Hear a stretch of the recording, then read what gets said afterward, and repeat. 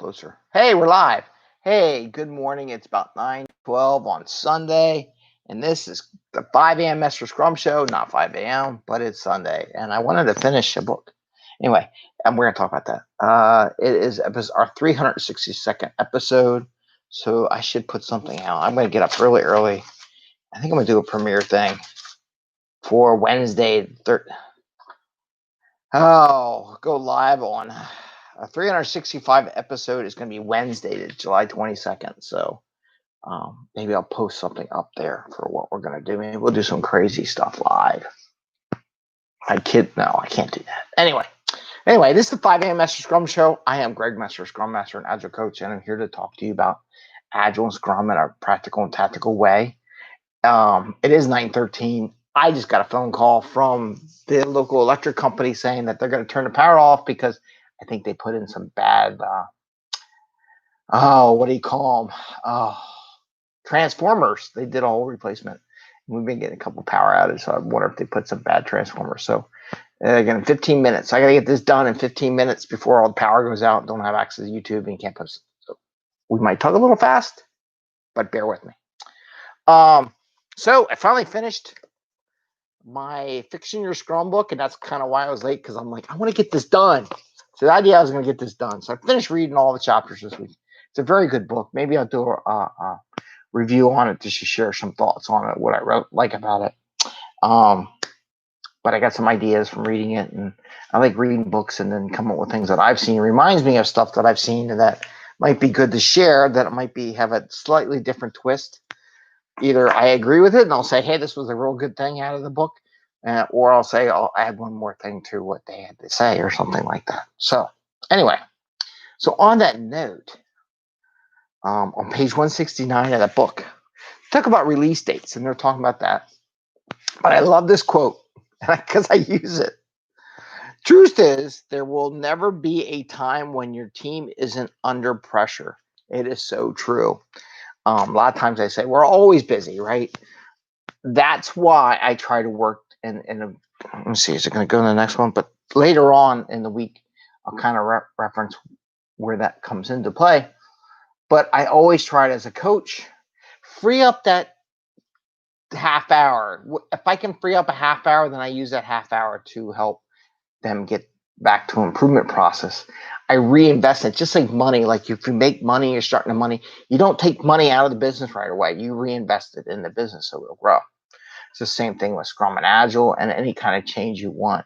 So they'll always tell you you're busy. They always have a release date. They're too busy to do this. When they do that, it tells you things are bad, right? And you got to find a way as a Scrum Master and Agile coach to help give them more time back. So that's what I wanted to say about that. When they always say they're busy, your first job is, okay, we got to find more time for you. I have one coachee that I'm helping out, and we want to get to a place, and we're having this conversation. This kind of wraps around. I just thought about this. And the person is trying to get better at Scrum and get ready for job transition and things like that. And they're like, why can't you find a half hour? I'm like, well, if you can't find a half hour, we have to create you a half hour to learn and grow and study and prepare for your next adventure. So part of the job as an Agile coach sometimes is helping them find that half hour and pushing them to discover that half hour, move things around, practice your Agile techniques, your Scrum Master, your facilitation, your coaching capability on yourself, and find that half hour. You need it, right? So if anybody ever wants to grow and get a new job, whatever, you're going to spend at least a half hour a week. If you can't find, if you are so busy, and this is like for retros and sprint reviews, if you're so busy that you can't find a half hour for retro, you need to find a half hour for retro. And you need to find out what things aren't as important, get rid of them, or not take on as much work, whatever, right? So they're always busy, but if they can't find a half hour, you have to work with the team to find that half hour, right? You have to do it. Just like personal growth, you have to find that. If you want to grow, get paid more money, you have to find that half hour every week to invest in that time to get there. That's my little coaching thing, right? So that was item one.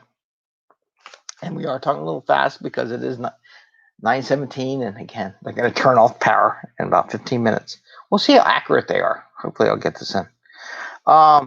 The other one, hardening sprints. I wrote hardening in the title. So he does talk about hardening sprints, and it's going back to another chapter where you don't have these and everything. I want to take a different take on it. Not that I'm for them. However, I'm for fixing it. So there's a lot of groups, a lot of big organizations that have security teams, throughput, bandwidth. They do all this extra hardening activities, integration testing, whatever it would be. And there are teams out there to develop these security tests and security protocols. Here's what I wrote.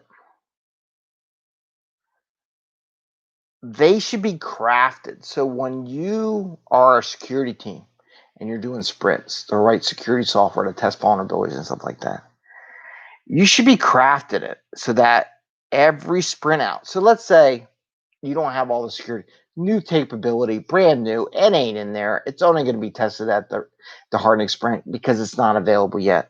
But you as a hardening team, a security team, a throughput, whatever you do on the outside integration, your job in the very next sprint that you introduce is how do we get this capability in the teams?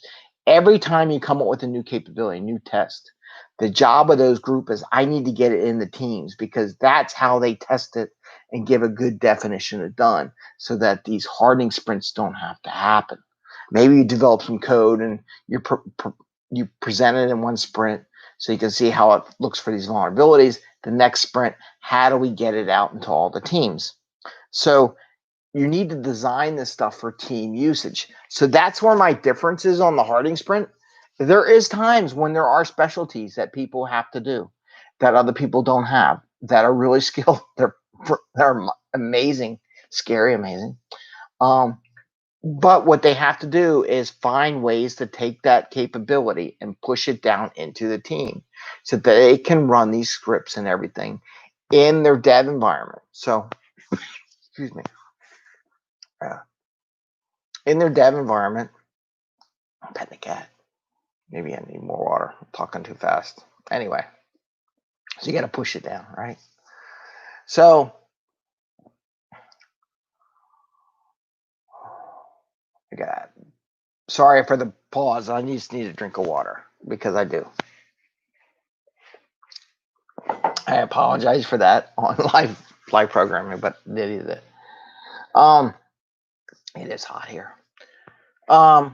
So they need to work on that so that it gets in the team's hands. That is where I say, yay, you can never have a hardening sprint. I'm fine if the team specialized. I'm fine as long as the output of these hardening sprints is the very next sprint. Anything you test in that hard sprint or as that team is that you're developing ways to push that hardening activity into the sprint. So the idea being, let's see, draw this real quick because this would be a good drawing. And one of the guys who I love his videos, he talks about this a little bit, and where I really like it. So you have your sprint, and maybe there's a hardening sprint.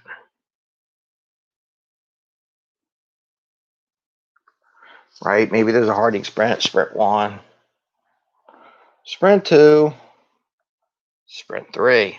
Okay. So maybe that's a hardening sprint, and maybe they do integration. Maybe do security.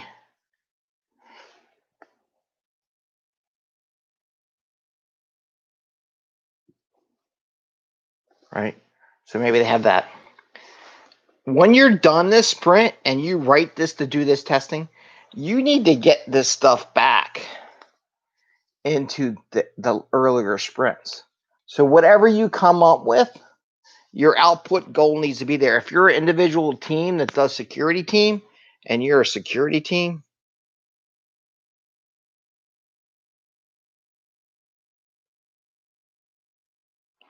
you need to write stories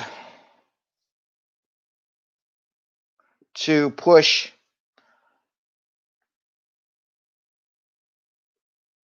security code into teams. That's got to be your mission. If you work in an Agile organization and that right there is not your mission from a security standpoint, then you're not Agile, your organization is not Agile, and you're not thinking about the well-being of your team. Because I'll tell you one thing, if you're just looking for a job security, it's not going to be worth it. Look at a lot of the DevOps stuff. They used to think that my job was about spinning up servers and getting that ready for people. Now the real DevOps teams write code to automatically write those servers, right? So that they don't have to do it. So they're writing code for new capability, trying out new stuff, doing new processors, doing new upgrades, testing that stuff out, validating the future. They're working in the future rather than the now. And you as security people have to work in the future. So as you work in the future and test this stuff out and check vulnerabilities, you need to then take all that and put it into the sprint. And that's what that has to be done. So any hardening activity, which I'm okay with, as long as the goal is to push all those hardening activities into the sprint wherever feasible, wherever possible. Okay, with that, I'm going to call it quits because it's 9:24 and any minute now, YouTube's going to go blank. So have a great Sunday. Enjoy your day. Keep up that reading. Look what's going on. Send me some feedback on LinkedIn. I'll use my little phone. And as you can see, if you put the little bell with the little double follow, you'll get notice. You subscribe, you'll get notices that, hey, we were on live and posting up some stuff. Okay? Take care. Bye. And stream. And we'll see you later.